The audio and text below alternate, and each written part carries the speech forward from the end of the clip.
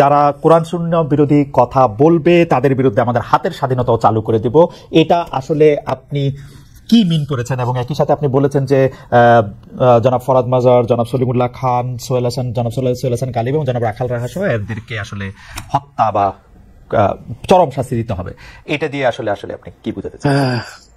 না, আপনি হয়তো বা আমার বক্তব্য পুরোটা ভালো করে বুঝেননি।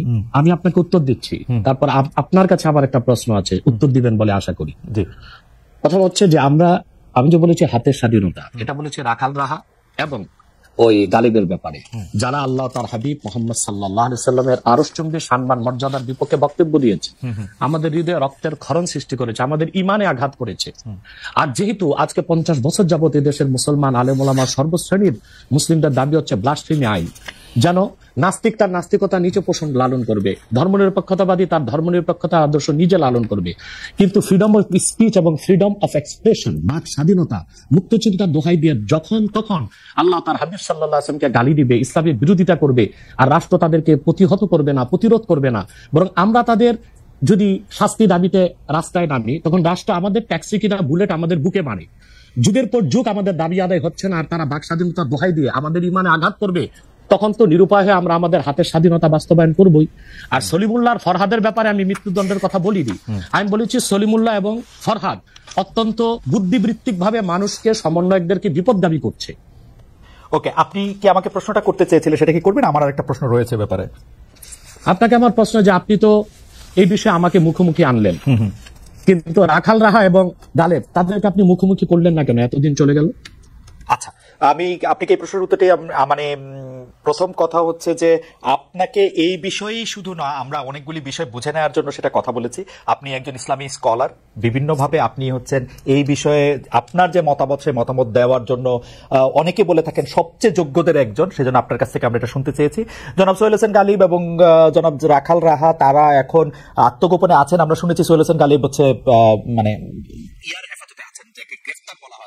সেই জন্য আমরা তাকে আসলে ইচ্ছা করলেও আমরা আসলে তাকে পাবো না এবং তাকে মুখোমুখি করার ব্যাপারে আমরা পারবো না।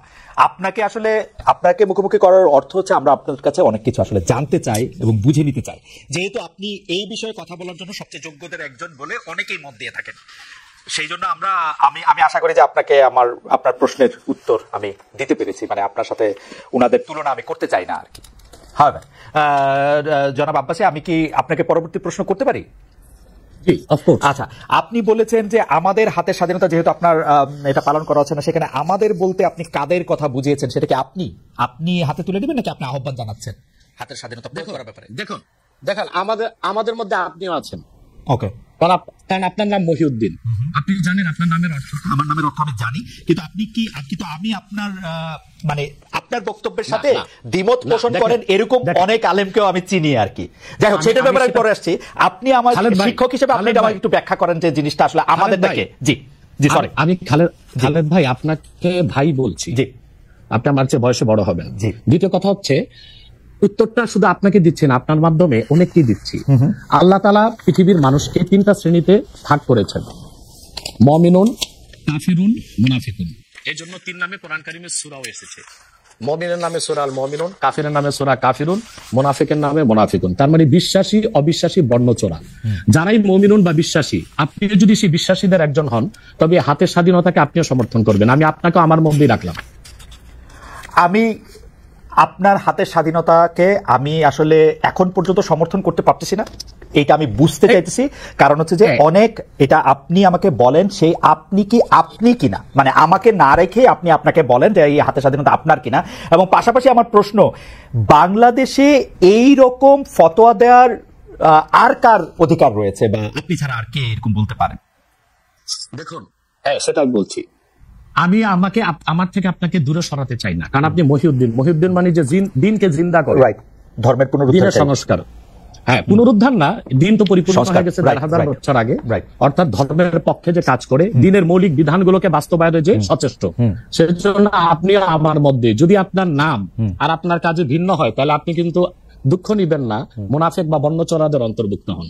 যেহেতু আপনি মহিউদ্দিন এবং আপনি একজন মুসলিম পরিচয় দিচ্ছেন, এটা সকল মুসলিমদের পক্ষ থেকে আমার ফতোয়া। কেন, সেটা আমি ব্যাখ্যা করে দিচ্ছি। রাষ্ট্রের কাজ কি? শুধু অন্য ধর্মের মানুষের অধিকারকে রক্ষা করা? বাংলাদেশ একটি গণতান্ত্রিক রাষ্ট্র। গণতন্ত্রের মূল কনসেপ্ট হচ্ছে decision of much people will be granted. এদেশে সকল মুসলমানই মুরতাদের শাস্তি মৃত্যুদণ্ড চায়।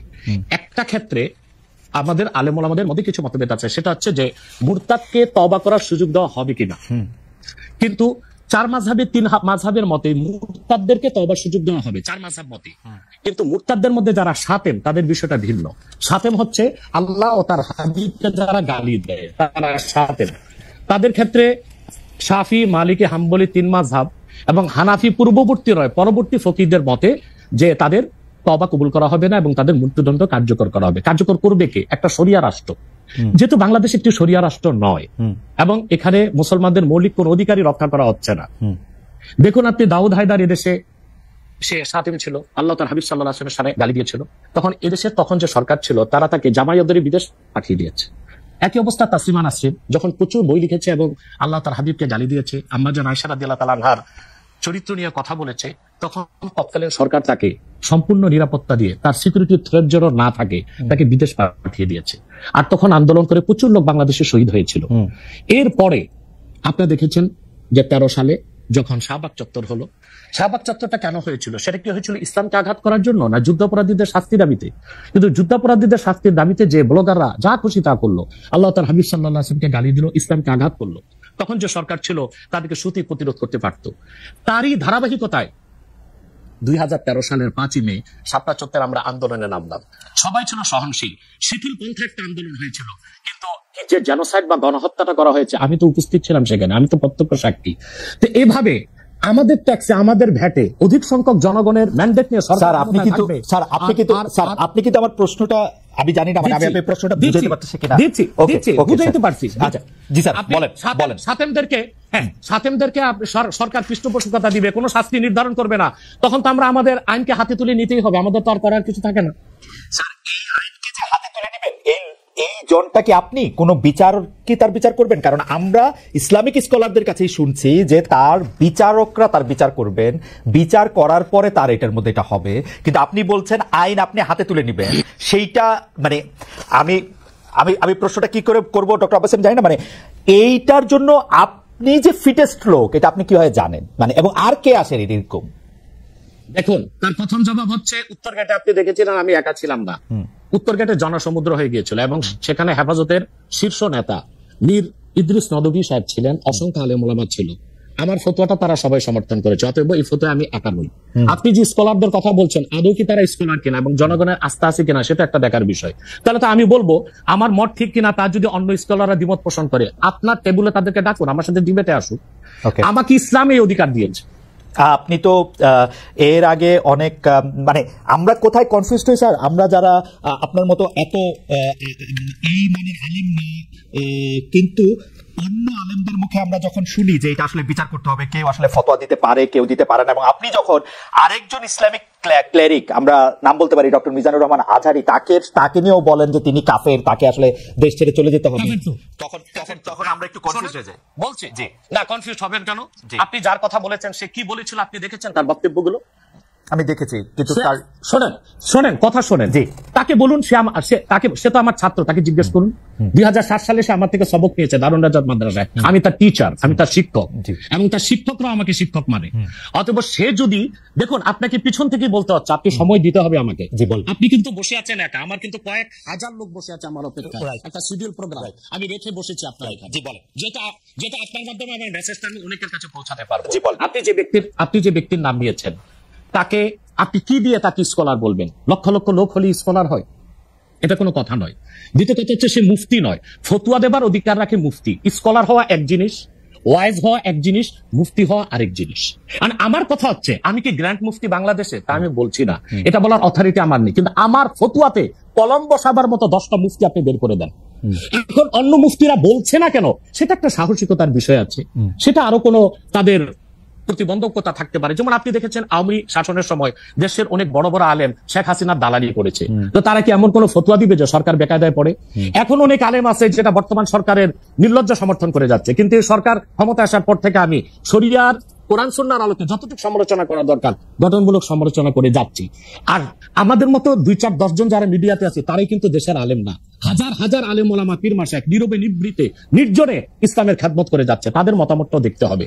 এখন যারা ফ্রন্টে চলে এসেছে, মিডিয়াতে চলে এসে সেলিব্রিটি হয়ে গেছে, তারাই কি বললো সেটা দেখার বিষয় না। এখানে তো যদি আপনি একটা প্রশ্ন আনেন যে আসলে শাতিনকে ক্ষমা পেতে পারে কিনা, বা রাষ্ট্র যদি শাতিনকে পৃষ্ঠপোষকতা দেয়, তার শাস্তি নির্ধারণ না করে, তাহলে কোনো জনগণ বিচারটা হাতে করতে পারবে কিনা। আপনি দেখুন পৃথিবীতে যত অভ্যুত্থান ও বিপ্লব হয়েছে, জনগণ আইনকে হাতে তুলে নিয়েছে।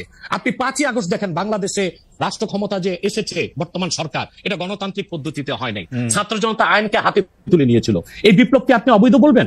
যে 6-7 জন সমন্বয়ক নেতৃত্ব দিয়েছে তাদেরকে আপনি সন্ত্রাসী বলবেন? না, কিছু করার ছিল না। 15 বছরে যে জগদ্দল পাথর ফেসিবাদী হাসিনা বসেছিল, গণতান্ত্রিক পদ্ধতিতে এটাকে সরানো সম্ভব হয় নাই, আইনকে হাতে তুলে নিতে হয়েছে। অতএব যদি গণতন্ত্রের স্বার্থ রক্ষে আইনকে হাতে তুলে নেওয়া যায়, আল্লাহ তার হাবিবের সুমহান ইজ্জত এবং স্বার্থে আল্লাহ তার হাবিব সাল্লাল্লাহু আলাইহি ওয়াসাল্লামের ইজ্জতের বিপক্ষে কেউ কথা বলবে এবং ধারাবাহিকভাবে শাস্তি পাবে না, চলতেই থাকবে। আমরা শুধু মিটিং মিছিল করে লাঠি পেটা খাবো, স্যার আপনার কাছে মনে হয় না, স্যার আপনার কাছে মনে হয় না এটা আপনার কাছে মনে হয় না এটা আপনার পয়েন্ট অফ ভিউ? বিকজ আপনি যা বলছেন, হ্যাঁ আপনি এটা ঠিক যে আপনি তো একজন স্কলার, শিক্ষক, পড়াচ্ছেন এবং আপনি গ্র্যান্ড মুফতি না হলেও একজন মুফতি, কিন্তু আমরা ধরেন আমি এখন কথা বললাম হচ্ছে যে বাংলাদেশে কিন্তু এটাও প্রচলিত যে যারা বলতেছে যে তারা আসলে যা কিছু পরীক্ষিত হাদিস নয়, যা কিছু পরীক্ষিতভাবে কোরআনের ফয়সালা নয়, তারা তা মানতে চান না। ধরা যাক ঈদে মিলাদুন্নবী সম্পর্কে তাদের একটা বয়ান আছে, তাদের আরো অনেক কিছু নিয়ে তাদের একটা বয়ান আছে। তাদের মধ্যে থেকেও কেউ কেউ আছেন যারা মক্কা মদিনায় বড় বড় জায়গায় আলেমের কাজ করতেছেন। আমি আব্দুর রাজ্জাক বিন ইউসুফের কথা বলতে পারি, আরো আপনি জানেন কাদের কথা আমি বলতে চাই। তাদের কেউ কেউ মনে করেন আপনার পথ তো আসলে ঠিক না। 1, 2 হচ্ছে আপনি যার কথা যেভাবে বলতেছেন যে ধরেন মিজানুর রহমান আজহারী কি আসলে একজন স্কলার কিনা। এখন কেউ কেউ তো এই প্রশ্ন তুলেছেন যে জনাব এনায়েতুল্লাহ আব্বাসীও যথেষ্ট পরিমাণে এই জায়গায় আছেন কিনা। সেজন্য আমি জানতে চাইছিলাম যে আপনি যখন আইন হাতে তুলে নেওয়ার কথা বলেন স্যার, সেইটা কি আপনি কিভাবে তার যোগ্য এবং আপনি ছাড়া আর কে আছেন এটার মধ্যে যোগ্যতার জায়গায়? আমি এখন বলছি, আমি মনে করি আমি গ্র্যান্ড মুফতি বাংলাদেশের। আচ্ছা, আপনি মনে করছেন আপনি গ্র্যান্ড মুফতি, এবং এটা আমি চ্যালেঞ্জের জন্য। ওকে ওকে, এইটা বললে আমার ফতুয়ার বিপক্ষে, শোনেন, আমার ফতুয়ার বিপক্ষে যে যাচ্ছে তাকে আমার সাথে বসান, আপনার প্ল্যাটফর্মে বসান। দ্বিতীয় কথা হচ্ছে ঈদে মিলাদুন্নবী নিয়ে যে আপনি প্রশ্ন করেছেন, ঈদে মিলাদুন্নবী সাল্লাল্লাহু আলাইহি ওয়াসাল্লাম নিয়ে অনেক ডিবেট হয়েছে এবং ঈদে মিলাদুন্নবীর পক্ষে যারা, তারাই বিজয়ী হয়েছে। আর বাংলাদেশে ওলামায়ে দেওবন্দের একটা বিরাট অংশ যারা মূল ধারার, তারা কিন্তু ঈদে মিলাদুন্নবী নিয়ে কখনো বিরোধিতা করে না। কিছুমাত্র স্কলার আছেন যারা কোনোভাবে পারসেজ হয়ে আছেন, তারা ঈদে মিলাদুন্নবীর বিরোধিতা করে। আমরা বলি মিলাদ যার সিরাত না তার, মিলাদুন্নবী সাল্লাল্লাহু আলাইহি ওয়াসাল্লাম ব্যানারও মাহফিল হতে পারে, সিরাতুন নবী সাল্লাল্লাহু আলাইহি ওয়াসাল্লাম ব্যানারও মাহফিল হতে পারে। এবং আপনি শুনেছেন আজকে 4 বছর যাবত সৌদি সরকার উচ্চ ওলামা পরিষদ ফতোয়া দিয়েছে যে ঈদে মিলাদুন্নবী উপলক্ষে মাহফিল সৌদি আরবে হবে এবং 12 রবিউল আউয়াল তারা রাষ্ট্রীয় ছুটি ঘোষণা করে রেখেছে।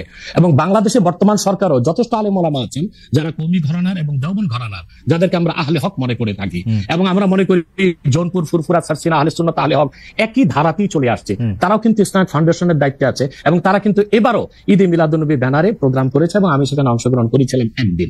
অতএব বিচ্ছিন্নভাবে কে কে ঈদে মিলাদুন্নবীর বিরোধিতা করলো, আব্দুর রাজ্জাক সাহেবের নাম বলেছেন, ওনাকেই বসান আমার সাথে কথা বলি, সংলাপ হতে তো কোনো দোষ নাই। ওকে, বা আপনি আরো যাদের কথা বলেছেন তাদেরকে বসান আমাদের সাথে। আচ্ছা, আমার এখানে একটা সম্পূর্ণ জাস্ট প্রশ্ন আছে আইনের ব্যাপারে। যেহেতু তেহরিকে খতমে নবুয়তের শাখা যুক্তরাজ্যেও আছে, এখানেও আছে, আপনি একইভাবে এই কথা বা ভারতের পশ্চিমবঙ্গের কথা বলেছেন, এইখানে যেটা বলছেন সেটা কি যুক্তরাজ্য এবং ভারতের পশ্চিমবঙ্গের জন্য প্রযোজ্য? যুক্তরাজ্যেও যদি কেউ এই ধরনের কথা বলে তাকেও কি আপনি এরকম একটা কথা বলবেন বা বলতে পারবেন? জি জি বলবো। আমি যুক্তরাজ্যে যে সাফার করে এসেছি সেটা শোনেন আগে।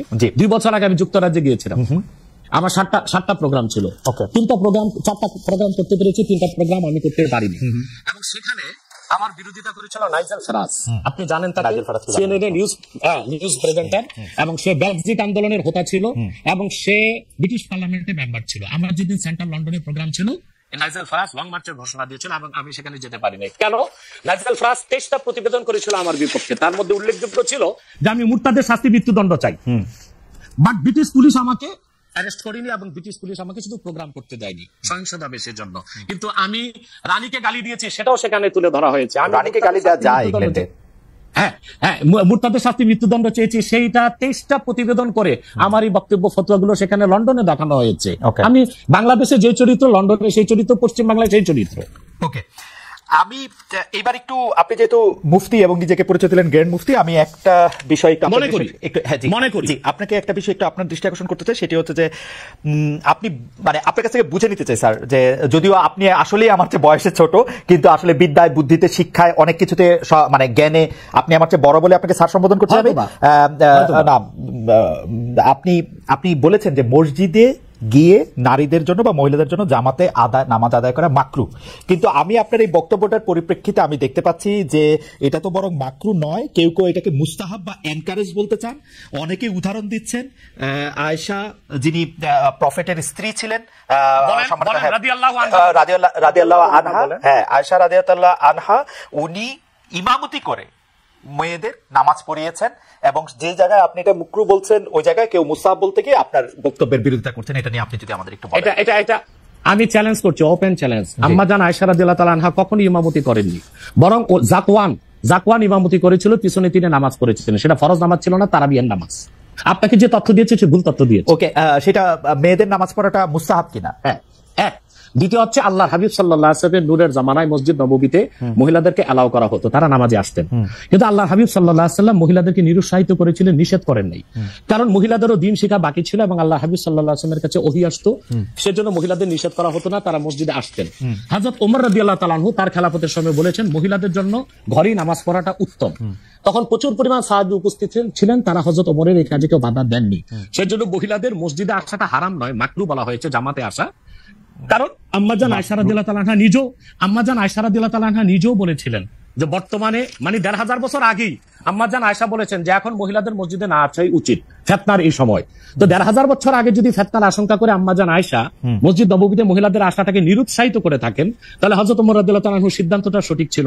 আর বর্তমান যুগে সেটা আমরাও নিরুৎসাহিত করি, এজন্যই মাকরু বলি। মাকরু মানে হারাম নয়, খুব কঠিনভাবে নিষিদ্ধ নয়, জাস্ট নিরুৎসাহিত করা। আপনি মাকরু ফতোয়াটা কোথায় পেলেন? আর আপনি যে বলছেন যে আনহা এটা পড়েন নাই, কিন্তু আমি এখন যেটা দেখতে পাচ্ছি যে women praying in congregation among themselves, এটা মাদিনা বলে একটা পিরিয়ডিক্যালস বাইর হয় মাদিনা ইউনিভার্সিটি থেকে, সেখান থেকে একজন বলতেছেন যে এটা পড়ছেন। আমি তো এটা সত্য বিচার করতে পারবো না। আয়েশা রাদিয়াল্লাহু তাআলা আনহা ইমামতি করেননি, তিনি জাকওয়ান ওনার খাদেমের পিছনে নামাজ পড়েছেন। সেটা ফরজ নামাজ ছিল না, তারাবিহের নামাজ ছিল। জি, এটা বুখারী শরীফের হাদিস। আমাকে সময় দিলেন, বের করে দিব। আচ্ছা ঠিক আছে, আপনি কি এইটা একটু বলবেন যে মাকরুটা আপনি কোথায় পেলেন? এটা হানাফিদের সর্বসম্মত মত। হানাফিদের সর্বসম্মত মত যে মেয়েদের মসজিদে গিয়ে নামাজ পড়াটা মাকরু। জামাতে হজের সময় ওটা ভিন্ন বিষয়, ওইটা ফরজ, হজটা ফরজ, এবং সেখানে নামাজ আদায় করা ওই সময় মেয়েরা নামাজ আদায় করতে পারবে, কিন্তু পরে আর এমনিতে নরমালি আর পারবে না। পারবে না মানে বললাম তো নিরুৎসাহিত করা হয়েছে, তারা ঘরে পড়বে, ঘরে পড়াটা। স্যার এটা যদি মাকরু হইতো তাহলে কি হজের সময় এটা পড়াটা জায়েজ থাকতো? না, স্থানকাল ভেদে পার্থক্য আছে না। আপনি এখন তো আজকে আগামীকাল দুপুরে আপনি পানাহার করতে পারবেন, কিন্তু পহেলা রোজায় দুপুরে পানাহার করতে পারবেন? সেটা তো হারাম হয়ে যাবে না। স্থানকাল পাত্র বেশে হুকুমটা ভিন্ন হবে না? হবে, কিন্তু যেটা হজে পারমিটেড, যেটা হজের মাঠে পারমিটেড, সেটা আর পৃথিবীর কোথাও মাকরু হতে পারে? হজটা কি? হজটা হচ্ছে কাবাগরে যেতে হবে, পুরুষকেও যেতে হবে, মহিলাকেও যেতে হবে, কাবাগর একটাই, সেজন্য সেখানে সেটা ছাড় আছে। কিন্তু মসজিদ পৃথিবীতে একটা না, মহিলারা ঘরে নামাজ পড়তে পারবে। তারপর আমরা এটা বলে থাকি, যেমন কোন মহিলা ঢাকা গেল শপিং করার জন্য, এখন নামাজের সময় হলো, সে বাড়িতে আসতে নামাজ কাজা হয়ে যাবে, সে বাইতুল মুকাররম যে নামাজ পড়ে নিন, মহিলাদের জন্য যদি সুব্যবস্থা থেকে পড়তে পারবে। মাকরুটাকে আপনি খুব বড় করে দেখার প্রয়োজন নাই। এই যে আপনার মাথায় টুপি নাই, এটাও কিন্তু মাকরু স্যার, যেটা মাথায় বসাও মাকরু, রাইট। যেটা কিন্তু তাই বলে তো আপনাকে আমি গুনাহগার বলতে পারছি না। স্যার, আমি যেটা বলতে চাইতেছি, এমন কোন কাজ কি আছে যেটা কাবাগারে করা যায়, অন্য যে কোনো জায়গায় আরেকটা মাকরু হিসেবে বিবেচিত হবে? আর কোন কাজ কিরকম আছে বোঝার জন্য জানতে চাইতেছি স্যার। হ্যাঁ, বোঝার জন্য বলতেছি। যেমন কাবাগারে উপস্থিত হলে অজু অবস্থায় যেতে হবে, অন্য কোনো জায়গায় গেলে অজু অবস্থা লাগবে না। কেউ যদি হজ করতে ইহরাম বাঁধে, স্ত্রীর সহবাস তার জন্য হারাম যতদিন যেটা কাবাগরে করা যায়, সেটা অন্য কোথাও হারাম আছে কিনা? কাবাগর, হ্যাঁ হারাম আছে। যেমন কাবাগর তোয়াফ করা হচ্ছে ফরজ, হজের একটা ফরজ, কিন্তু পৃথিবীর অন্য কোনো ঘর কোনো জায়গায় তোয়াফ করা যায় না, সেখানে যেটা যায় অন্য জায়গায় যায় না। মানে যেহেতু কাবাগর তোয়াফ করা যায়, মানে কাবাগর শুধু তোয়াফের জায়গা, কাবাগর তোয়াফ করা ফরজ, কিন্তু পৃথিবীর অন্য কোনো মসজিদ বা আল্লাহর ওলির কোনো কবর বা মাজার তো তোয়াফ করা যাবে না, সেটা তো শিরক। আচ্ছা, তাহলে স্থানকাল পাত্র ভেদে এবং সময়ের ভিন্নতার কারণে হুকুম পরিবর্তন হয়। যেমন আমি আপনাকে একটা উদাহরণ দিয়েছি, আগামীকাল আপনাকে দুপুরে খেতে হবে, সেটা খাওয়া আপনার জন্য সওয়াবের কাজ। আল্লাহ বলেছেন কুলু ওয়াশরাবু, খাও পান করো, কিন্তু ঠিক পহেলা রোজার দিন দুপুরে আপনি খেতে পারবেন না, সেটা হারাম। অথবা মাকরুহ বিষয়টাও স্থানকাল পাত্র ভেদে তো পরিবর্তন হবে। লাস্ট কোশ্চেন এই সিরিজে জাস্ট বোঝার জন্য, আমাদের অনেক দর্শক জানাচ্ছেন যে সৌদি আরব সহ ইসলামী বিশ্বের অনেক দুনিয়ায় মেয়েদের জামাতে নামাজ পড়ার ব্যবস্থা মসজিদে আছে, তাহলে সেই ব্যাপারটা কি মাকরুহ কিনা এবং তাদের শরিয়া বোর্ড সেইটাকে আসলে পরীক্ষা করছে কিনা?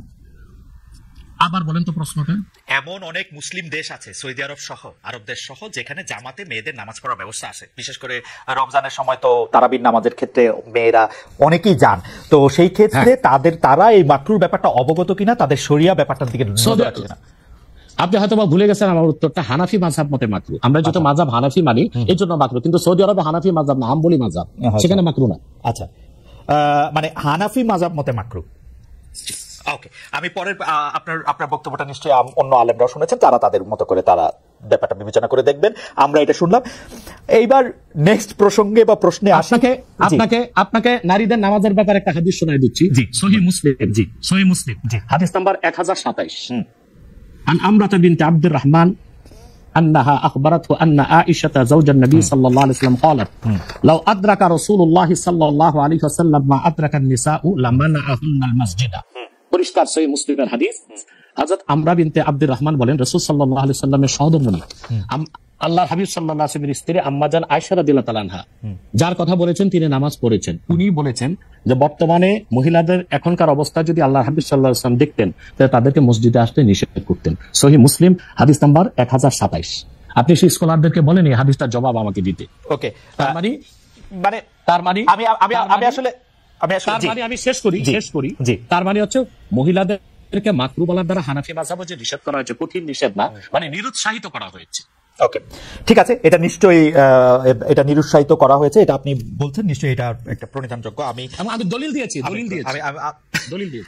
আমি এই বিষয়ে আর আপনার সাথে পরবর্তী প্রসঙ্গে আসি। সেটা হচ্ছে যে আপনি এখানে আসবেন, অনেকে অনেক ধরনের মন্তব্য করেন, প্রশ্ন করেন, অনেকের মধ্যে অনেক ধরনের উৎসাহ আছে, অনেক ধরনের জানার বিষয় আছে। সেই জন্য আপনি যেটাকে বলছে হচ্ছে যে আপনাকে বলা হচ্ছে যে একজন পেশাদার বক্তা, যখন যেহেতু আপনি বক্তৃতা দিয়ে টাকা নিয়ে থাকেন, এইটা আপনি ঘন্টায় কত টাকা নেন সেটা নিয়েও মানুষের মধ্যে উৎসাহ আছে।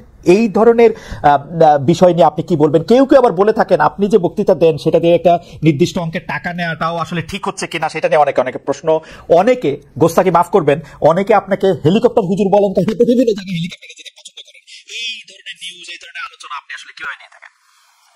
দেখেন, আপনি একজন স্বনামধন্য সাংবাদিক এবং আপনি সাংবাদিকতার মাধ্যমে বাংলাদেশে অনেক উপকার করেছেন, কিন্তু কোন হিংসুক বা নিন্দুক যদি বলে খালেদ মহিউদ্দিন একজন বাচালি করে টাকা কামাই করে, এটাকে আপনি মানবেন?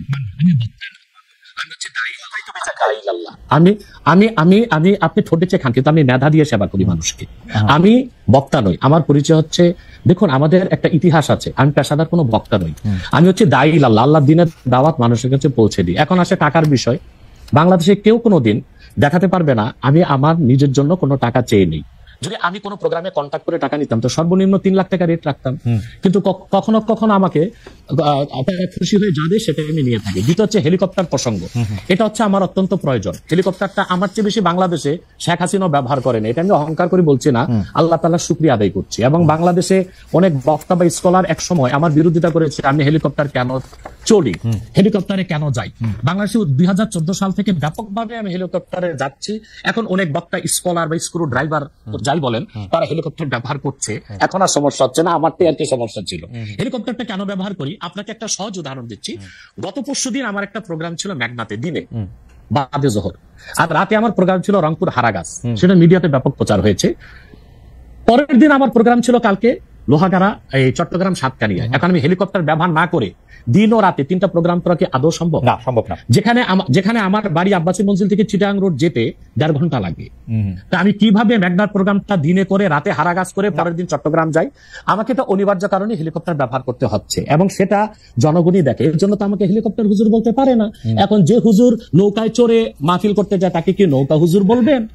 বা যিনি প্রাইভেট কারে প্রোগ্রাম করতে যায় তাকে কি বলবেন ট্যাক্সি হুজুর? এগুলো হচ্ছে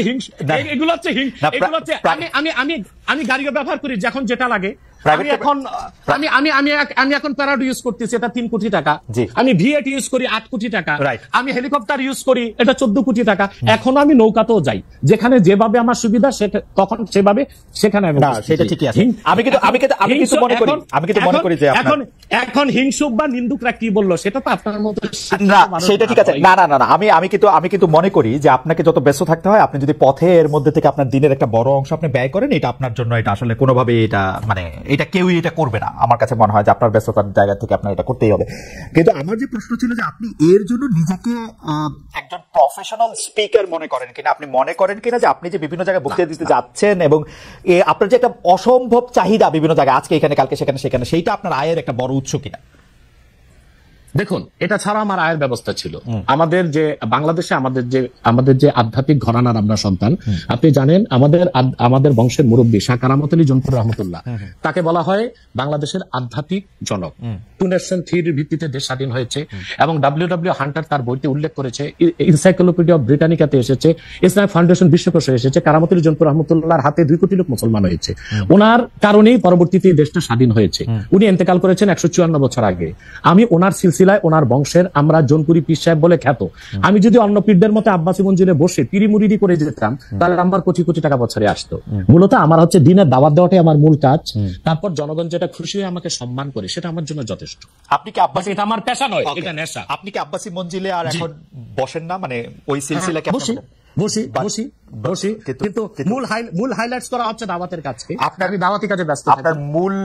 আপনি ইচ্ছা করলে হইতেই পারতেন, কারণ আমরা জনপুরের পীর সাহেবদের সম্পর্কে আমরা অবগত, তাদের অনেক ফলোয়ার আছে। আরেকটা কথা বলি আপনাকে, আমি এখনো দিনরাত জেগে আমার ছাত্রদেরকে পড়াই। আমি বুখারী শরীফ প্রথম খণ্ড আমার ছাত্রদেরকে পড়াই। তো শুধু মাদ্রাসায় পড়িও আমি কয়েক লাখ টাকা কামাই করতে পারতাম, বই লেখক কামাই করতে পারতাম, কিন্তু আমি মনে করি তৃণমূল পর্যায়ে আল্লাহর কোরআনের দাওয়াত পৌঁছে দেওয়ার জন্য ওয়াজ মাহফিলের কোনো বিকল্প নেই। রাইট, এটা আমার পেশা নয়, এটা আমার নেশা। এটা আপনার নেশা, কিন্তু আপনি অন্যগুলি যেগুলি আপনি অর্থকরী দিতে পারতেন সেগুলি তো আপনি নেন নাই। আপনি নিছেন হচ্ছে দিনের দাওয়াতের জায়গাটাকে, টাইমটাকে, সেই ওগুলি আপনি ঠিক টাকার জন্য আপনি ব্যবহার করছেন, আয়ের ব্যবস্থা নয়। রাইট, সেই জন্য আমরা আপনাকে একজন পেশাদার মানে বা প্রফেশনাল রিলিজিয়াস স্পিকার এরকম বলতে পারি কিনা, সেটাই ছিল আজকে আমাদের প্রশ্ন। পেশাদার বলতে পারি না। ওকে, আপনি আসছেন এখানে, আমরা দর্শকদের কাছে একটা প্রশ্ন করেছিলাম যে আগামী জাতীয় নির্বাচন ঘিরে বাংলাদেশে ইসলামপন্থী দলগুলোর মধ্যে ঐক্য প্রক্রিয়া সফল হবেন বলে মনে করেন কিনা দর্শকরা। শতকরা 56% দর্শক মনে করছেন হ্যাঁ, শতকরা 44% দর্শক মনে করছেন যে না, সেই ঐক্য প্রক্রিয়া সফল হবে না। 70,000 দর্শক ভোট দিয়েছেন। আমি একটু আবার জনাব আব্বাসীর কাছে ফিরি। জনাব আব্বাসী, আপনি আপনার বক্তব্যে সামাজিক বিষয়, আধ্যাত্মিক বা পারলৌকিক বিষয়গুলির পাশাপাশি রাজনৈতিক বিষয়গুলো উঠে আসে। আপনি যখন যে প্রয়োজন মনে করেন দাবি দাওয়া নিয়েও মাঠে নামেন। আপনার রাজনৈতিক মিশন ও ভিশন সম্পর্কে একটু জানতে চাই। গত অগাস্টের শেষ দিকে নতুন রাজনৈতিক দল গঠনের কোনো গঠনের ঘোষণা দিয়েছিলেন, তাতে অগ্রগতি আছে কিনা আপনি যদি একটু সংক্ষেপে বলতেন। দেখুন, আমার রাজনৈতিক দর্শনটা ভিন্ন। সেটা হচ্ছে যে রাজনীতির 2টা দিক রাষ্ট্রবিজ্ঞানের, আপনি ভালো জানেন। একটা হচ্ছে থিওরিক্যাল পলিটিক্স আর একটা হচ্ছে অ্যাপ্লাইড পলিটিক্স। তা আমি অ্যাপ্লাইড পলিটিক্সটা করি না, হরতাল মিছিল মিটিং ভোটাভুটি এগুলোকে আমি সমর্থন করি না, বাট থিওরিক্যাল পলিটিক্স এটা আমি খুব চর্চা করি। এবং থিওরিক্যাল পলিটিক্সটা হচ্ছে রাষ্ট্রবিজ্ঞানের অবজারভেশনাল সায়েন্স, পর্যবেক্ষণমূলক বিজ্ঞান। আমি বাংলাদেশ নিয়ে আমার যে চিন্তা চেতনা এবং বাংলাদেশের ভবিষ্যৎ নিয়ে, এটা 8ই আগস্ট আমি সংবাদ সম্মেলন করে বলেছি, সেটা আপনি দেখবেন, জনগণও দেখবে বলে আশা করি। আমি আমার বক্তব্যে বারবার বলে এসেছি, বাংলাদেশে এখন যারা রাজনীতির দায়িত্ব নিয়েছে, রাষ্ট্র পরিচালনা, রাষ্ট্র মেরামতের, তাদের হাতে বাংলাদেশের রাজনীতির ভবিষ্যৎ মোটেও নাই। এটা চলে গেছে আটলান্টিকের ওপারে। আমি সবসময় আমার বক্তব্যে ভারত বিরোধিতা করে এসেছি। আমি ভারতের আধিপত্য এক মুহূর্তের জন্য বাংলাদেশে মানতে পারি না। আমি বলেছি ভারতীয় হিন্দুত্ববাদ আর আধিপত্যবাদ থেকে বাংলাদেশ মুক্ত হয়েছে, কিন্তু মার্কিন আগ্রাসন ধেয়ে আসছে। এখন যদি এখানে আমি মনে করি যে পশ্চিমা দুনিয়ার 3টা এজেন্ডা, একটা হচ্ছে বর্তমান সরকারকে বসানো। বর্তমান সরকার যে গঠন করা হয়েছে, এটা তো কোনো বিপ্লবী সরকার হয়নি। আমি তো চেয়েছিলাম প্রত্যেক মূলধারা রাজনৈতিক দল থেকে ঘাঘু রাজনীতিবিদ যারা তৃণমূল থেকে রাজনীতি করে এসেছে, তাদেরকে নিয়ে একটা ইন্টারিয়াম গভর্নমেন্ট হবে। তা তো হলো না। বরং আমি মনে করি এটা পশ্চিমা দুনিয়ার, একটু বলি, বরং পশ্চিমা দুনিয়ার যে প্রেসক্রিপশন ছিল ওই অনুযায়ী বর্তমান সরকারটা গঠন করা হয়েছে, যে কারণে এরা দেশের কোনো সংস্কারও করতে পারবে না, মেরামত করতে পারবে না, যা আমরা ইতিমধ্যে এতদিন দেখেছি। দ্বিতীয় কথা হচ্ছে, এখন আমি যা দেখতে পাচ্ছি বাংলাদেশ মার্শাল লর দিকে যাচ্ছে, তারপর আমার অ্যানালাইসিস হচ্ছে এটা সিভিল ওয়ারের দিকে চলে যাবে, এবং ফ্রি ফেয়ার ইলেকশন হয় কিনা আমি শঙ্কায় আছি, জানি না, আমার শঙ্কা ভুল হতেও পারে। ওকে, আপনি দ্বিতীয় কথা হচ্ছে, আমি একটু মাঝখানে একটু হারাই ফেলবো, সেই জন্য আমি একটু বলি, আপনি যে ঘাঘু রাজনীতিবিদদের সমন্বয়ে সরকার গঠনের কথা বলছিলেন, তাদের দুই একজনের নাম কি বলবেন, যে এরা থাকলে আপনি বুঝতে পারতেন যে এরা ঘাঘু রাজনীতিবিদ থাকছে সরকারে? যেমন মনে করেন বিএনপি থেকে দুই একজন নেওয়া যেতে পারতো, জামাত ইসলামের ডক্টর শফিক সহ আরো কিছু অভিজ্ঞ কিছু নেতা নেওয়া যেতে পারতো, এবং আরো যেমন ছাত্র সমন্বয়কদের থেকে যারা যেমন তাদেরকে যারা বুদ্ধিভিত্তিক নেতৃত্ব দিয়েছে তাদের রাখা যেতে পারতো। অর্থাৎ বাংলাদেশে যে রাজনীতি করবে তারা বাংলাদেশের ইতিহাস, ঐতিহ্য, এই জাতির নৃতত্ব সম্পর্কে জানা থাকতে হবে, নতুবা এই জাতিকে কেউ শাসন করতে পারবে না। যারা এখন শাসন করতেছেন তাদেরকে আপনি এর যোগ্য মনে করেন না, এবং আপনি মনে করেন একটা সিভিল ওয়ারের দিকে, একটা মার্শাল লর দিকে? তাদেরকে আমি অযোগ্য বলছি না, কিন্তু রাজনীতির ময়দানে তারা খুব যোগ্য নয়।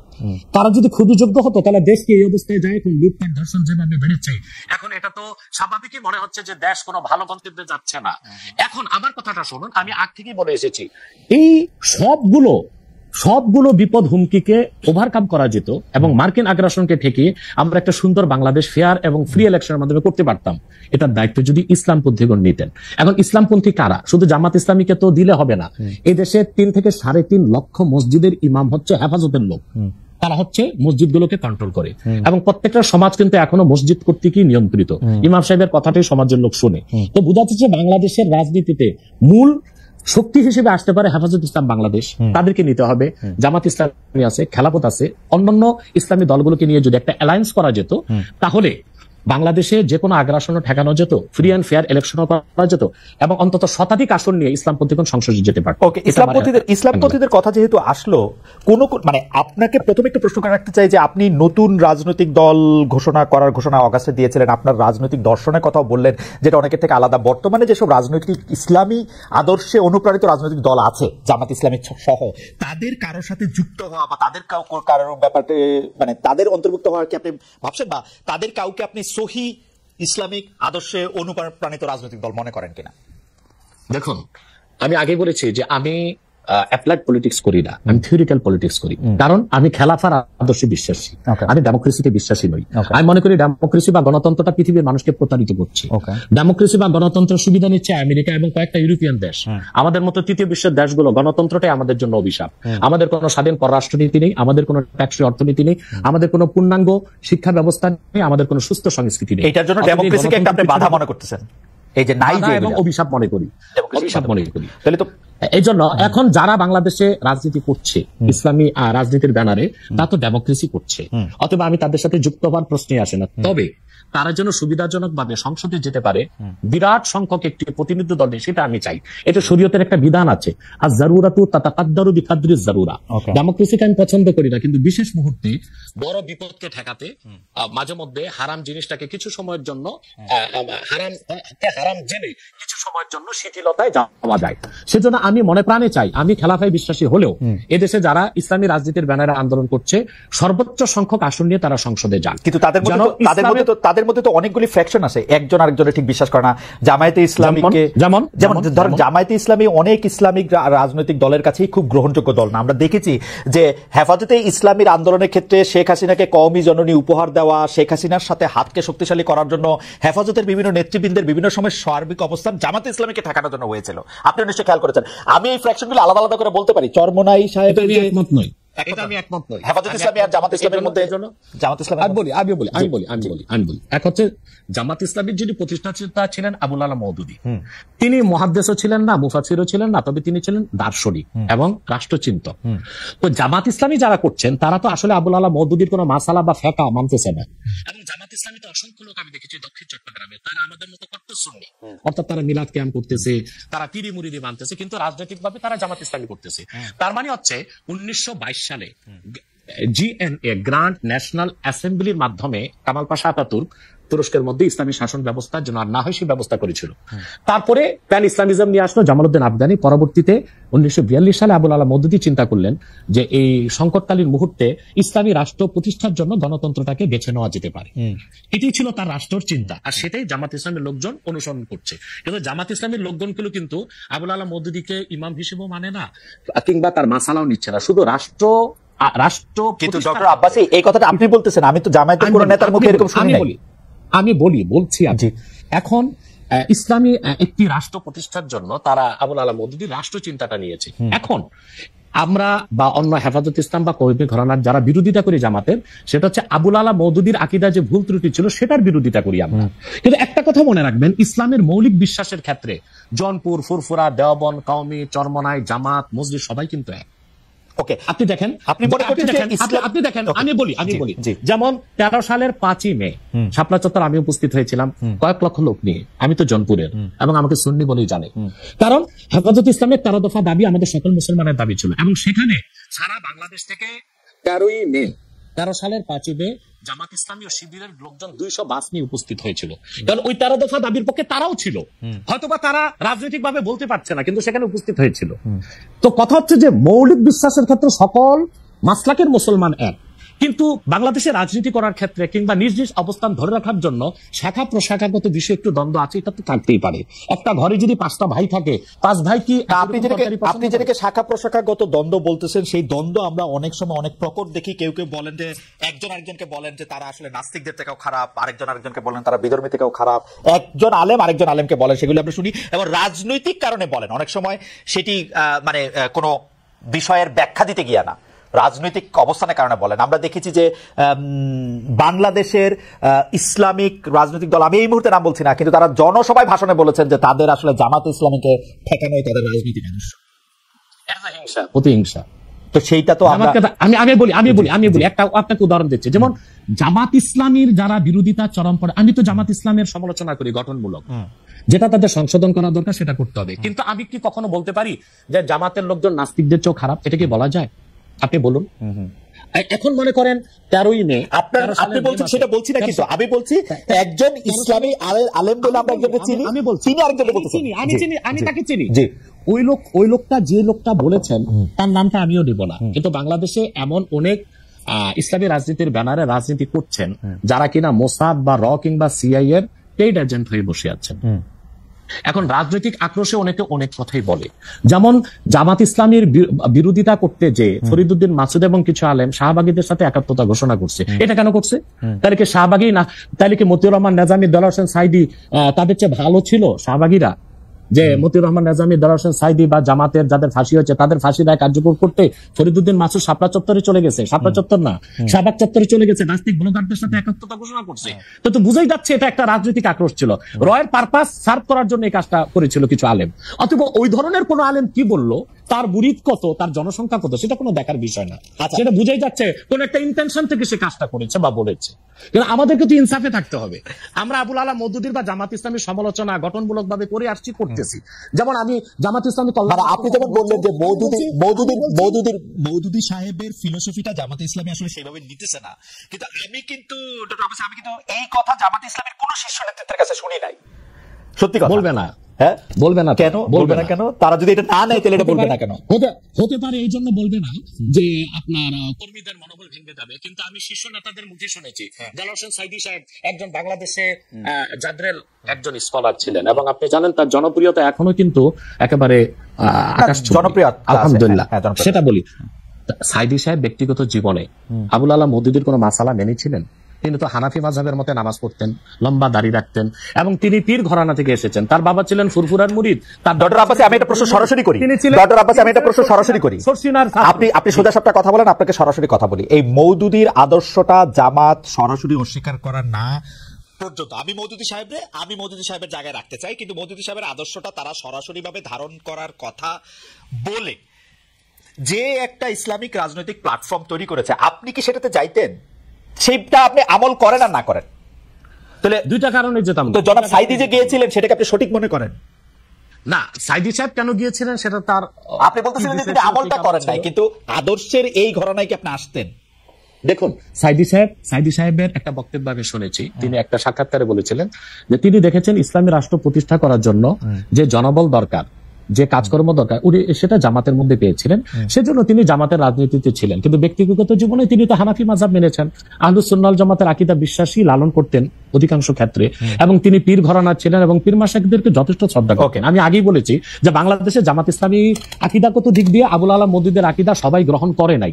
দক্ষিণ চট্টগ্রামে যারা জামাতের নেতা আমির, তারা আমাদের সাথে দক্ষিণ চট্টগ্রাম এই ব্যাপারে আপনার বক্তব্য পরিষ্কার। আমি এই ব্যাপারে আবার উত্তরবঙ্গে যারা জামাতের নেতা তারা লামাযাবি, তারা মাযহাবি মানেন না।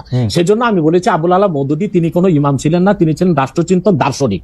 তো তিনি একটা ইসলামী শরিয়া, একটি শরিয়া রাষ্ট্র কায়েমের জন্য তিনি যে রাজনৈতিক দর্শন দিয়েছিলেন সেটা জামাত নিয়েছে। কিন্তু আবুল আলা মওদুদীর আকীদায় যথেষ্ট ত্রুটি ছিল, সেটা আগেও বলেছি এখনো বলছি। এবং জামাত ইসলামী যেহেতু ডেমোক্রেসির চর্চা করে, তাদের সাথে আমার যাওয়ার প্রশ্নে আসে না। তবে আমি আবারও বলছি, চরমনাই হোক, জামাত হোক, মজলিস হোক, তারা সবাই মিলে অ্যালায়েন্স করে সংসদে একটা বিরাট সংখ্যক প্রতিনিধিত্ব দল নিয়ে থাকুক, এটা আমি চাই।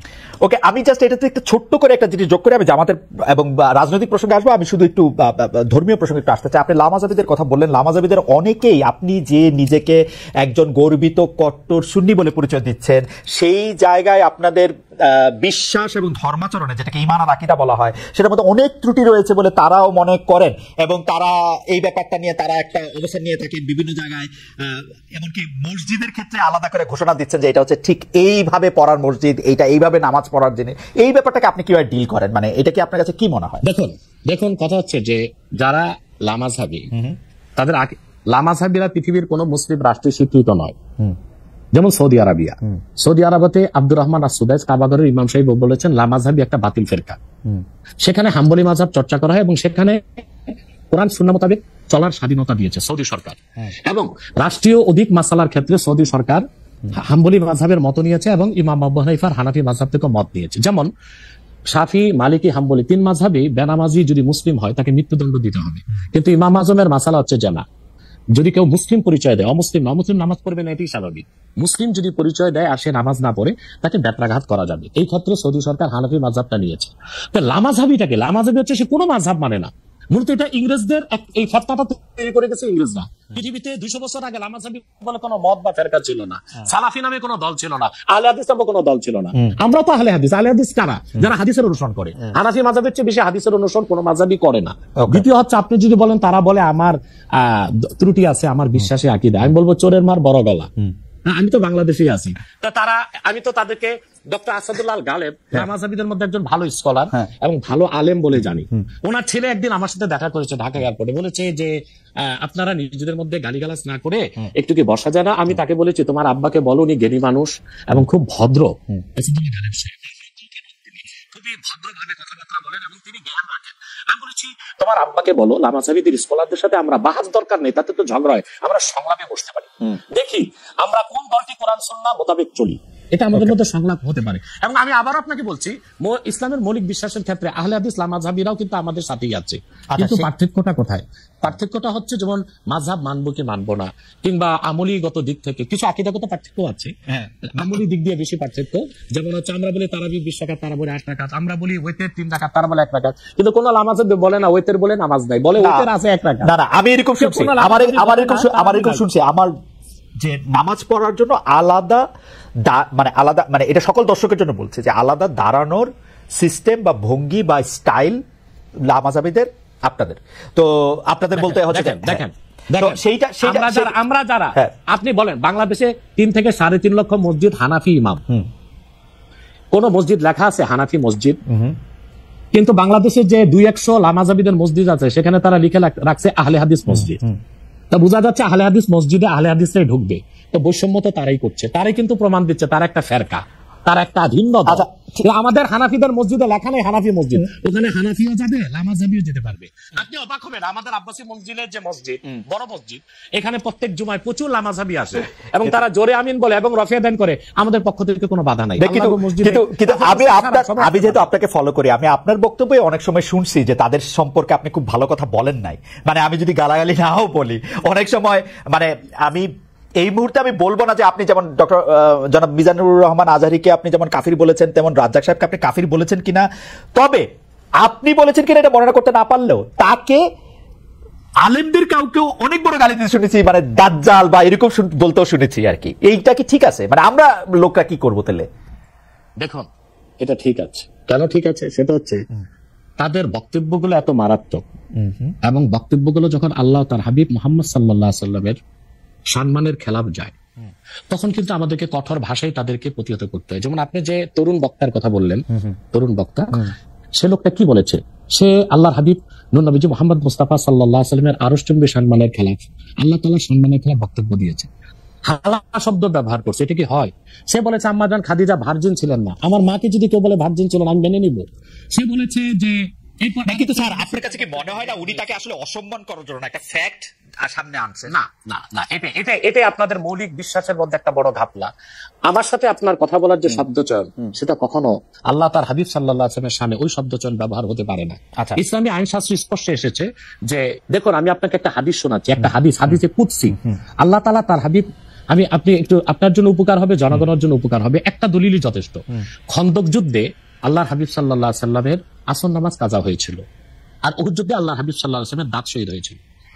উহুদ যুদ্ধে আল্লাহ হাবিব সাল্লাল্লাহু আলাইহি ওয়াসাল্লামের দাঁত শহীদ হওয়ার পর আল্লাহ হাবিব সাল্লাল্লাহু আলাইহি ওয়াসাল্লাম কাফিরদেরকে বদদুয়া করেন নাই, কিন্তু খন্দক যুদ্ধে নামাজটা ছুটে যাওয়াতে এত কষ্ট পেয়েছেন আল্লাহর হাবিব, তিনি বদদুয়া করেছেন, আল্লাহুম্মা ইমলা বুতুনাহুম ওয়া কুবুরহুম নারা, আল্লাহ কাফিরদের কবরগুলো আর সিনাগুলো জাহান্নামের আগুন দিয়ে ভরপুর করে দাও, তাদের কারণে আসর নামাজটা পড়তে পারলাম না। মাগরিবের পর আল্লাহর হাবিব সাল্লাল্লাহু আলাইহি ওয়াসাল্লাম আসর কাজা করে মাগরিব পড়েছেন।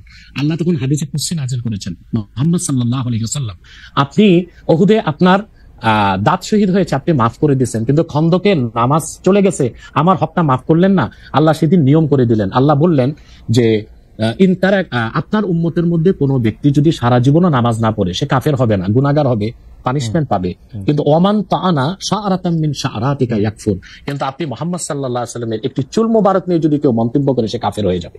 তার মানে হচ্ছে আমার আপনার ক্ষেত্রে যে শব্দচয়ন চলে, সেটা আল্লাহ তার হাবিব সাল্লাল্লাহু আলাইহি ওয়াসাল্লামের আরশচুম্বী শানে চলে না। এখন ইচ্ছাই হোক অনিচ্ছাই হোক ওইরকম শব্দ ব্যবহার যে করবে, ইসলামী আইন শাস্ত্র মতে সে কাফের বলে ঘোষিত হবে। আমার কথা হচ্ছে কিভাবে আপনি মাওলানা রাজ্জাক বিন ইউসুফকেও আপনি বলছেন যে তার কিছু শব্দচয়ন নিয়ে আপনার আপত্তি ছিল, সেটা একইভাবে সেটা বলছেন সে মাওলানা রাজ্জাক বিন ইউসুফ সম্পর্কেও। এবং তিনি দেখেন একটা কথা বলি, আব্দুর রাজ্জাক সাহেবকে গালি দেওয়াতে আপনি যত কষ্ট পেয়েছেন সে তত কষ্ট পায়নি, কারণ সে তার ভুলটা বুঝতে পেরেছে। আমি যে কোনো গালি শুনলেই কষ্ট পাই, যে কোনো গালি শুনলেই কষ্ট পাই। আপনি তার প্রমাণ হচ্ছে সৌদি এমবিসিতে আমাকে দাওয়াত করেছিল গত বছর, আমি কিন্তু আব্দুর রাজ্জাক সাহেবের ছেলেকে চিনতাম না, কিন্তু দৌড়িয়ে এসে আব্দুর রাজ্জাক সাহেবের ছেলে আমাকে আলিঙ্গন করেছে এবং বলেছে আমি আব্দুর রাজ্জাক সাহেবের ছেলে। তার মানে আমরা যদি কারো ভুল ধরি, কাউকে গালি দিয়ে কুফর ফতোয়া দিই, সেটা ব্যক্তি আক্রোশ থেকে না, এটা তারাও জানে, এবং আমরা চাই তারা তওবা করুক, সংশোধনে আসুক। এখন যে স্কলার গুলোকে আমি কাফের বলেছি, গালি দিয়েছি, আপনার কষ্ট লাগলো, তারা আল্লাহর কাছে ক্ষমা চাইতে তাদের বাধাটা কোথায়? উনার মতের সাথে যদি তাদের দ্বিমত থাকে, আপনি যেটা বলতেছেন সেটা যদি তারা ঠিক না মনে করে, ডিবেট করে তো আল্লাহর কসম বলছি, আমি তাদেরকে যে ফতোয়া দিয়েছি এটা যদি তারা খণ্ডন করতে পারে, আমি প্রকাশ্যে তওবা করব, তাদের কাছে মাফ চাইবো। না স্যার, ডিবেট করে কোনো কিছু প্রমাণ করা যায় না, কারণ ডিবেট তো সাবজেক্ট ডিবেট তো subject to Tafsir, subject to interpretation. এখন আপনি যদি না মানে সেটা অনলাইন হোক অফলাইন হোক, অফলাইনে বসুক, আচ্ছা অফলাইনে বসুক কিতাবপত্র নিয়ে, মানে এটা তো আপনার ইন্টারপ্রিটেশন, আপনি ডিবেট বাদ দেন, সংলাপে বসুক। আচ্ছা ঠিক আছে। আমি আমার ধারণা তারা এই অনুষ্ঠানটা অনেকেই হয়তো দেখছেন, তাদের কাছে এটা হয়তো পৌঁছাবে, তারা নিশ্চয়ই আপনার মাধ্যমে হোক। আচ্ছা, আপনার উপস্থিতির সংলাপ, না ঠিক আছে, আমার মাধ্যমে হলো। আমি যাদেরকে কাফের ফতোয়া দিয়েছি, যেসব স্কলারদেরকে, তারা যদি তা প্রমাণ করতে, আমাকে খণ্ডন করতে না পারে, তারা প্রকাশ্যে তওবা করবে। কিন্তু আর যদি তারা আমার অভিজ্ঞতা শেষ করি, আর যদি তারা প্রমাণ করে দেখায় যে যে স্কলারদেরকে আমি কাফের ফতোয়া দিয়েছি আমি তা পুরোপুরি ঠিক বলি নাই, আমি তওবা করব, আমি তাদের হাত ধরে মাপ চাইবো। স্যার আমি আমার অভিজ্ঞতাটা বলি, আমি বাংলাদেশে সাংবাদিকতা করি আজকে 27 বছর। এর মধ্যে থেকে আমি বিভিন্ন রাজনৈতিক নেতৃবৃন্দের ইন্টারভিউ করছি, তাদের দুজনের সাথে বসছি, কিন্তু তারা কখনোই কোনো ডিবেটে বা সংলাপে তাদের অবস্থানের কোনো রকম ত্রুটি কখনো তারা দেখতে পায় নাই এখন পর্যন্ত। তো এই জন্য হচ্ছে সংলাপে কোনো কিছু প্রমাণ করা না প্রমাণ করার জন্য আমার থেকেও কাউরে যদি আপনারা এরকম মানেন যে উনি যেই পক্ষে এটা বলবেন, তাহলে বোধহয় এটা সুবিধা হয়, কারণ এটা কোনো একটা রায় বা ভার্ডিক্ট দিতে হবে, রায় বা ভার্ডিক্ট দিতে হবে না। আপনি দেখেন সংলাপে কোনো ডিবেট না, ডিবেট হচ্ছে মুবাহাসা, সেখানে ঝগড়া হতে পারে, তর্ক বাড়তে পারে, কিন্তু সংলাপটা হচ্ছে আন্তরিক পরিবেশে দলিল প্রমাণ নিয়ে উপস্থাপন করা। এটা তো হতেই পারে, এটা আপনি করতে পারেন, এটা অফলাইনে অনলাইনে অন্যরা করতে পারে, এবং তারা সবাই বাংলাদেশে এখন আছে। যদি ইসলামিক ফাউন্ডেশনে তারা বর্তমান যে খালেদ সাহেব আছে, উনি তো একজন ধার্মিক মানুষ, তার উপস্থিতিতে করেন আরো সুন্দর হয়।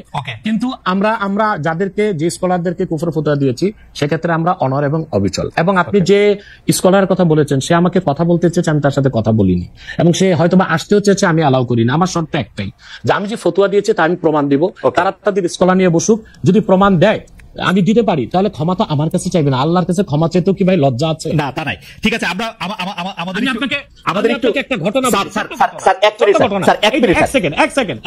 সেকেন্ড। মরহুম মাওলানা আশরাফ আলী থানভী রহমতুল্লাহ, নাম শুনেছেন? জি জি, উনি কিন্তু আমাদের সকল ঘরানার একজন মুরব্বী।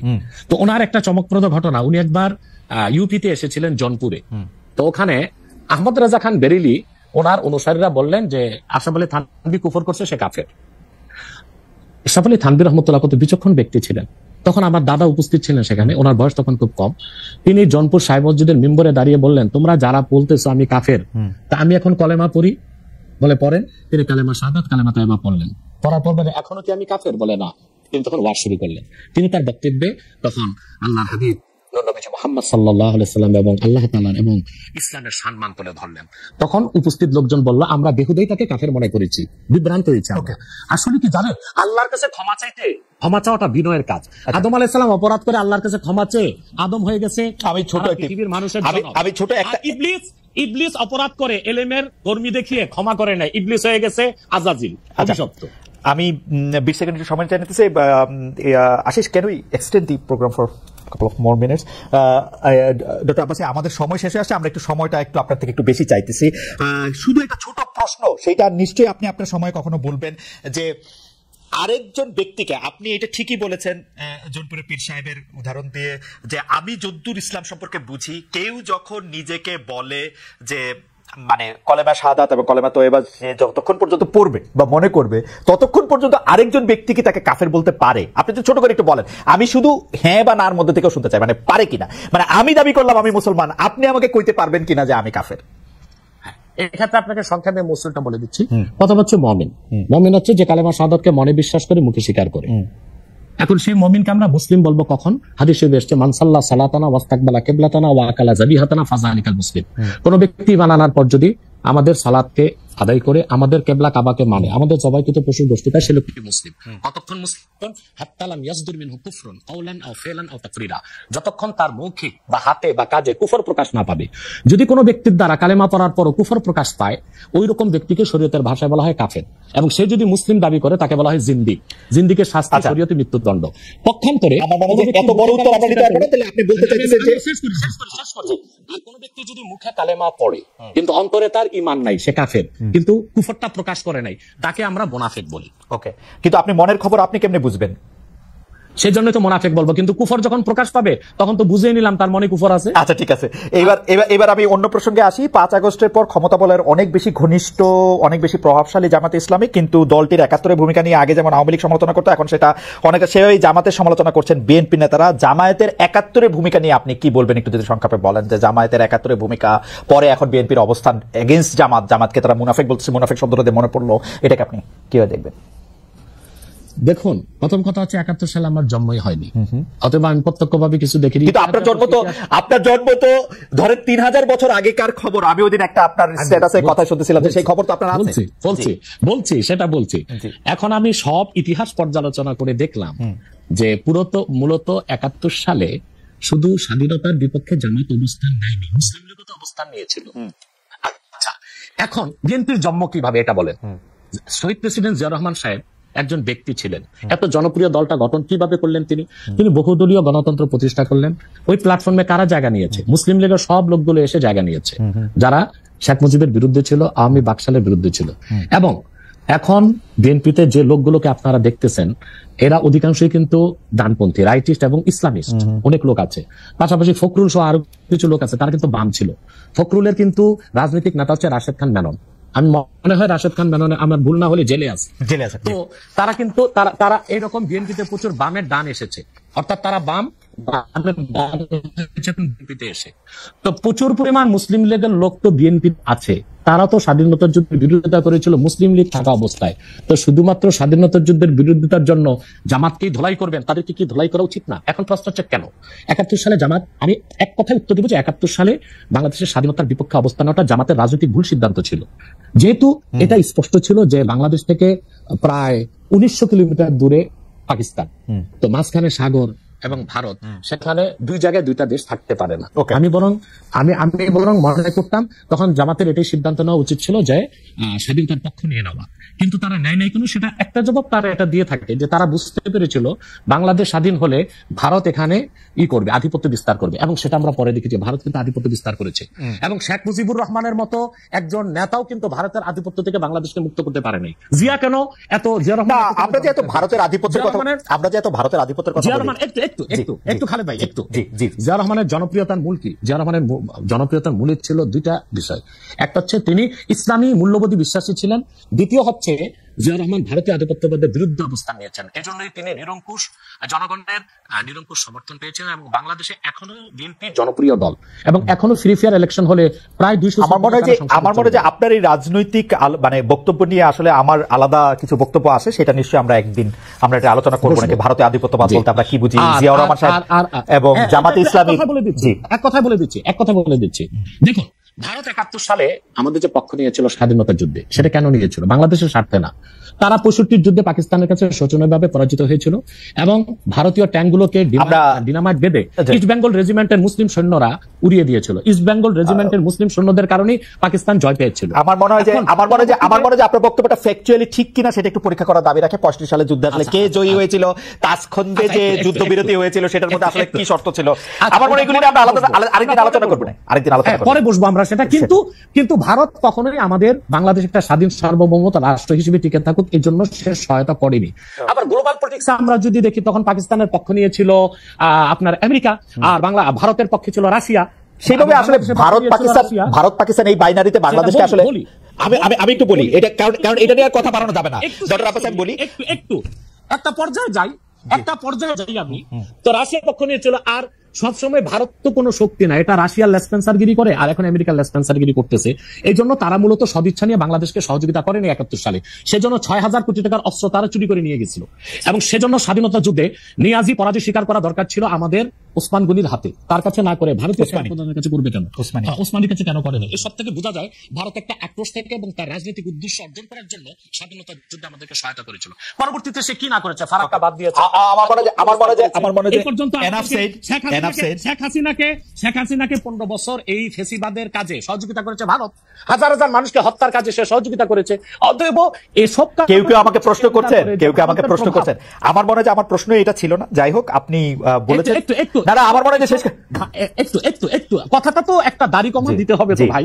সেটা হচ্ছে, তো হয়তোবা জামাত নেতারা তখন চিন্তা করেছিল যে বাংলাদেশ একটা দুর্বল ভূখণ্ড, এটা যদি স্বাধীন হয়ে যায় ভারত আধিপত্য বিস্তার করবে, অথবা ভারত যেন আধিপত্য বিস্তার করতে না পারে, বাংলাদেশ আরো শক্তিশালী হয়ে তারপর স্বাধীনতা ঘোষণা করুক, এরকম চিন্তা ছিল কিনা ওটা জামাত নেতা বলবে। ওকে, ঠিক আছে। আমি জানতে চাইবো যে শেখ হাসিনা পালিয়ে যাওয়ার পরে অনেকগুলি বিষয়ের ক্ষেত্রে আমরা দেখেছি যে মাজার আক্রমণ হয়েছে, বাউলের আসর পণ্ড করা হয়েছে, বইমেলার স্টল বন্ধ করা হয়েছে, রাষ্ট্র থাকতে প্রশ্ন থাকতে। এইটাকে আপনি আসলে কিভাবে দেখেন? মাজার আক্রমণটাকে আসলে আপনি কিভাবে বলেছেন বা জেনেছেন, বা আপনার অবস্থান কি ছিল? বাউলের আসর পণ্ড করা, বইমেলার স্টল বন্ধ করা। দেখুন, এখানে যারা মাজারে হামলা করেছে তারা কারা আমি জানি না, বরং আমার কাছে কিছু অথেন্টিক সোর্স থেকে নিউজ এসেছে যে অনেকগুলো মাজারে ছাত্রলীগের কর্মীরাই টুপি লাগিয়ে হামলা করেছে। এখন আসলে হামলা করলো কারা, তাদেরকে চেনার আগ পর্যন্ত আমি কিভাবে আমার সিদ্ধান্ত দিব? এটা রাষ্ট্র তদন্ত করে দেখুক। ডিজিএফআই আছে। স্যার, আমার প্রশ্ন এটা যদি ছাত্রলীগের লোকেরাও করে থাকে তাহলেও তো এটা কাজটা খারাপ করছে, তাই না? না, মাজারে হামলা করা তো উচিত হয়নি। আপনি এটা নিন্দা জানাইছেন কিনা, বা আপনি এটাকে আহ্বান বন্ধ করতে বলছেন কিনা, সেইটা জানতে চাইতেছিলাম আর কি। হ্যাঁ, আমি আমার বক্তব্যে বলেছিলাম যে আল্লাহর ওলিদের মাজারগুলোতে যারা শিরক করে তাদেরকে শাস্তি দেওয়া হোক, কিন্তু আল্লাহর ওলিদের মাজারগুলোতে আঘাত না করা হোক, এটা বলেছি, বক্তব্য আছে আমার। আচ্ছা, একটা জনপ্রিয় প্রশ্ন আপনার এগেনস্টে এরকম যে আমরা ইন্ডিয়ার এগেনস্টে এত কথা শুনি, কিন্তু খোদ জৌনপুরি হচ্ছে ইন্ডিয়ায়, এটার আপনি আসলে কিভাবে দেখেন? আপনার যে ডিগ্রি, যেটাকে আমরা পিএইচডি বলতেছি, সেগুলিও আসলে ভারতীয় শিক্ষা প্রতিষ্ঠানগুলি থেকে নেওয়া, সেটাকে আপনি কিভাবে দেখেন? এক লাইনে বললেই হবে, মানে এটা একটা জনপ্রিয় প্রশ্ন, আমি এটাকে অনেক বেশি। দেখুন এই খুব সুন্দর করে, আপনাকে এক লাইনে তো বলা যাবে না খালেদ ভাই, আমি 3 লাইনে বলে দিচ্ছি। সেটা হচ্ছে আমাদের বংশটা এসেছে আরব থেকে, অর্থাৎ আল্লাহর হাবিব নবীজি মুহাম্মদ সাল্লাল্লাহু আলাইহি সাল্লামের আপন চাচা হযরত আব্বাসের বংশধর। পরবর্তীতে আমাদের বংশধর এসেছে বাগদাদ, বাগদাদ থেকে এসেছে ইউপিতে। আর আমার পরদাদার যিনি পিতা ছিলেন, পরদাদার পিতা, তিনি ছিলেন কারামত আলী জনপুর রহমতুল্লাহ জামাতা, অর্থাৎ মেয়ের দিক দিয়ে আবার আমরা কারামত আলী জনপুর রহমতুল্লাহর সাথে রক্ত সম্পর্কে সম্পর্কিত। 1947 সালে আমার পরদাদা জনপুর থেকে, আমার বাবার বয়স যখন 6 তখন চলে এসেছেন বাংলাদেশ। এখন আমার পরদাদা চিন্তা করলেন যে ভারতটা চলে গেছে হিন্দু শাসনে, এখানে আমরা স্বাধীনভাবে চলতে পারবো না, সেজন্য তিনি তো ইন্ডিয়া ত্যাগ করে বাংলাদেশে চলে এসেছে। সেজন্য আমার বাবা 6 মাস বয়সে বাংলাদেশে এসেছে, আর আমাদের 5 ভাই 3 বোনের জন্ম বাংলাদেশে। অতএব এই জন্য ভারতের বিরুদ্ধে আমি বলতে পারবো না, সেটা কোনো কথা নেই। কিন্তু আমার প্রশ্ন হচ্ছে যে শেখ মুজিবের মায়ের বাড়ি কোথায়? না না, সেগুলি তো ভারতে, সেটা তো আরেকজনের প্রসঙ্গ, আরেকজনের প্রসঙ্গ। বলি না একটু বলি না, এটা তো বলতে হবে তো। তারপর হোসেন সৈয়দ সরওয়ার্দীর বাড়ি কই ছিল? তার বাবার বাড়ি ছিল কলকাতা। আব্দুল হামিদ খান ভাসানী, তার বাড়ি ছিল আসামের ভাসানটেক। এরা সবাই কিন্তু পূর্বপুরুষ ভারতে ছিল। অতএব জনপুরে হওয়ার কারণে আমি ভারতের বিরুদ্ধে করতে পারবো না, এটা হয় না। বরং আমি যে অন্যরা বাংলাদেশের হয়ে রয়ের দালালি করে আর আমি রয়ের বিরোধিতা করি, এটাই তো আমার কৃতিত্ব। না, ফ্যান্টাস্টিক। আমরা তাবলিগ জামাতটাকে আমরা রাজনৈতিক প্ল্যাটফর্ম মুক্ত দেখেছি দীর্ঘদিন, কিন্তু এখন যে এটা একটা সাতপন্থী জুবাইরপন্থী একটা ব্যাপার এবং একজন একজনকে এবার হত্যার পর্যন্ত ঘটনা ঘটেছে, এটা নিয়ে আসলে আপনার একটা আমি মন্তব্য শুনতে চাই। এটাকে আপনি আসলে কিভাবে দেখেন এবং এই বিভাজনে কারা ফু দিচ্ছে? আপনি যেহেতু সরাসরি কথা বলেন, আপনি এইটাও একটু বলে দিবেন কিনা যে এই বিভাজনটার মধ্যে আসলে কারা লাভবান হচ্ছে, কারা ফু দিচ্ছে, কারা এটা করতে চাচ্ছে? দেখেন, আমার কাছে যারা জুবাইরপন্থী তারা এসেছেন এবং কেন্দ্রীয় পর্যায়ে আমি তাদেরকে পরামর্শ দিয়েছি। কিছুদিন পর আমার কাছে এসেছিলেন সাতপন্থীগণ, কাকরাইলের শীর্ষ আমির যারা, তারা এসেছিলেন এবং তারা এসে আমাকে তাদের ইস্তেমায় যাওয়ার দাওয়াত করেছিলেন, কিন্তু আমি বলেছেন আমি যেতে পারবো না। আমি তাদেরকে প্রস্তাব করেছিলাম যে আপনারা সাদ সাহেবকে নিয়ে এত মাতামাতি কেন? সাদ সাহেব যদি ভুল করেই থাকে তাহলে সে তো তওবা করলে পারে। তখন তারা আমাকে বললেন যে সাদ সাহেব দারুল উলুম দেওবন্দে গিয়েছেন এবং তিনি সেখানে তার বক্তব্য স্পষ্ট করেছেন। আমি বলেছি তাহলে আমি আমার প্রতিনিধি দেওবন্দে পাঠাবো এবং আমি জানবো সাদ সাহেব তওবা করেছেন কিনা। এবং ঘটনাচক্রে গত পুরসভায় যখন রংপুর যাচ্ছিলাম, এয়ারক্রাফট থেকে, গাড়ি থেকে নেমে এয়ারক্রাফটে ওঠার সময় আমাকে এক যুবক আলেম এসে আলিঙ্গন করে বললো আমার নাম উসামা। আমি বলছি কে? বলে কাকরাইলের ওয়াসিফ সাহেবের ছেলে, সে একজন মুফতি এবং দারুল উলুম করাচিতে পড়াশোনা করেছে। তো দেখা যাচ্ছে যে তাবলিগের দুই দলেই আলেম আছে, কিন্তু অধিক সংখ্যক আলেম ও মূল ঘরানার যারা ইসলামী আন্দোলনের নেতৃত্ব দিচ্ছেন তারা কিন্তু জুবাইরপন্থীদের সাথে, এবং তারাই হক। কারণ সাদ সাহেব যে ভুলগুলো করেছে মারাত্মক ভুল, এবং সেগুলোর জন্য তাকে প্রকাশ্যে তওবা করতে হবে। কিন্তু বাংলাদেশে এই যে সহিংসতা সৃষ্টি করছে, এর জন্য আমি নাম বলতে পারবো না, তবে দেশীয় একটা ইন্টেলিজেন্ট ব্রাঞ্চ এবং বাইরের একটা ইন্টেলিজেন্ট ব্রাঞ্চ এখানে ফু দিচ্ছে। আমার শেষ প্রশ্ন, আমি কিন্তু দেখেছি যে ইসলামী বক্তাদের কেউ কেউ মানে কখনো কখনো বাতাস বুঝে পাল তুলে দেন, যেমন ডক্টর ইউনূস এর ব্যাপারে যে উনি আগে সুদ খান, এখন সুদ খান কিনা, দেশের রাজনৈতিক সিস্টেম এই সেই সম্পর্কে নানা ধরনের কথা বলেন। আমার শেষ প্রশ্ন, যখন কেউ ইসলামিক কোনো দলকে বা ইসলামিক কোনো সংস্থাকে বা ধরেন কোনো আলেমদের কোনো টাকা দেয়, আপনি এই ফতোয়া দিবেন কিনা যে তার টাকার উৎসটা পরিষ্কার জায়গা থেকে এসছে না অপরিষ্কার জায়গা থেকে এসছে, সেটা পরীক্ষা করে দেখা? দেখো, প্রথম হচ্ছে যে কোনো স্কলার যে টাকা দিচ্ছে, যার কাছ থেকে টাকা নিচ্ছে, টাকাটা কন্ট্যাক্ট করে নেবে না, পেশাদার বক্তারা কন্ট্যাক্ট করে নেয়, আর যারা দায়ী আল্লাহ তারা কোনো সময় কন্ট্যাক্ট করে নেয় না। 2, যদি সে এতটুকু নিশ্চিত হয় যে মাহফিল কমিটি মুসলিম এবং তারা হালাল টাকা থেকেই দিয়েছে, তখন তার জন্য টাকাটা নেওয়া জায়েজ হবে। আর মনে রাখবেন, একজন হক্কানি আল্লাহ আল্লাহ বুজুর্গ আলেম হচ্ছে নদীর মতো। খরস্রোতা নদীতে যদি আপনি মরা পশু ফেলে দেন, নদীর পানি নাপাক হবে না, নাপাকটাই দূরে সরে যাবে। একজন দায়ী আল্লাহ যদি পূর্ণ সতর্ক থাকেন এবং সততার সাথে দিনের দাওয়াত দেন, তারপর যদি কমিটি স্বেচ্ছায় না চাইতে তাকে সম্মান হিসেবে কিছু হাদিয়া দেন, সেটার জন্য যদি কোনো সুদের টাকা সেটা থেকে আলেম মুক্তি থাকবে। আমরা আনফরচুনেটলি আপনার শেষ কথাটা আসলে ভালো শুনতে পাইনি, আপনি কি লাইনটা আবার বলবেন?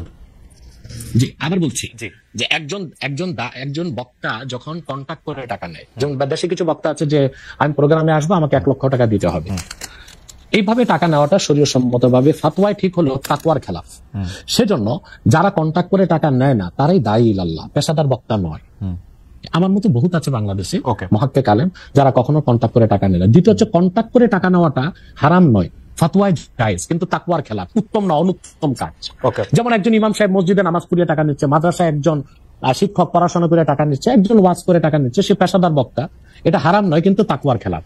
এখন টাকাটা কোন উৎস থেকে আসলো এটা দেখতে দেওয়ার দরকারটা কি? কোন ইমাম সাহেব যে ইমামতিতে যে বেতন নেয়, কমিটির সবাইকে হালাল টাকা তাকে দিচ্ছে না তো।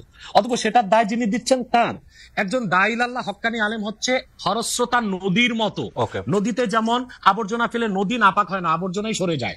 একজন আল্লাহওয়ালা বুজুর্গ ব্যক্তির কাছে অনিচ্ছায় যদি কোনো সুদের টাকা ঘুষের টাকা আসে, নাপাকটা সরে যাবে, আল্লাহ তাকে হালালের উপরে রাখবে। এটা অনেক মানুষকে অনেক দুষ্কর্ম করতে উৎসাহ দিবে কিনা এটা কেউ প্রশ্ন করতে পারেন, কিন্তু আমাদের আজকের আলোচনা আমরা আর বাড়াবো না। আমি শুধু একটা ব্যাপারে আপনার একটু ফতোয়া চাই। আমাদের একজন দর্শক আপনার কাছে জানতে চাইছেন যে হুজুরকে জিজ্ঞাসা করবেন সহিহ বুখারী ৭৭৭৬ নম্বর হাদিস অনুযায়ী তাবলিগি জামাত কাফের হয়ে যায় কিনা। আমাদের একদম সময় না, আপনি যদি একটা খালি জায়গা থেকে একটু বলেন। হ্যাঁ, আমি বুঝতে পেরেছি সে কোন হাদিসের কথা বলেছে। ওই হাদিসটা হচ্ছে, ওই হাদিসে বলা হচ্ছে খারিজিদের কথা। খারিজি একটা বাতিল ফিরকা। খারিজিদের উৎপত্তি হয়েছিল হযরত আলী রাদিয়াল্লাহু তাআলা জামানায়। তাবলিগের ক্ষেত্রে এটা সমস্যা নাই, তারা তো খারিজি না, তা তো দেওবন্দ থেকে। হ্যাঁ, তাদের আকীদায় ও কাজকর্মে কিছু ত্রুটি আছে, সেটা আমরা ধরছি, কিন্তু হাদিস শরীফে যেটা বলা হয়েছে ওটা খারিজিদের কথা। তাদের উৎপত্তি হযরত আলীর যুগে, এবং এটা ইরাকের হারুনা নামক এলাকায়। তাদেরকে হযরত আলী রাদিয়াল্লাহু আনহু 3 বার বুঝাবার জন্য আব্দুল্লাহ ইবনে আব্বাস রাদিয়াল্লাহু তাআলা আনহুমাকে পাঠিয়েছিলেন। তারা বুঝ যখন মানে না, তখন যুদ্ধে এসেছে তারা। হযরত আলী যুদ্ধ করেছেন, 8000 খারিজির মধ্যে 4000কেই 12,000 খারিজির মধ্যে 8000 নিহত হয়েছে, 4000 বেঁচে গেছিল। সেটা খারিজি ফেরকার কথা। আপনি পরিষ্কার করেছেন ডক্টর এনায়েতুল্লাহ আব্বাসী, মুফতি এনায়েতুল্লাহ আব্বাসী, আপনাকে অনেক ধন্যবাদ। আপনি আমাদের অনেকগুলি প্রশ্ন জবাব দিয়েছেন, ধৈর্য ধরে অনেকক্ষণ ছিলেন আমাদের সঙ্গে। আমাদের অনেক দর্শক আপনাদেরকে দেখেছেন, অনেক প্রশ্ন করেছেন, অনেক প্রশ্নের জবাব নিশ্চয়ই পেয়েছেন। আপনাকে আমাদের সবার পক্ষ থেকে আন্তরিক ধন্যবাদ জানাতে চাই এবং আজকের অনুষ্ঠান এখানে শেষ করছি। দর্শক, আবার দেখা হবে পরের অনুষ্ঠানে।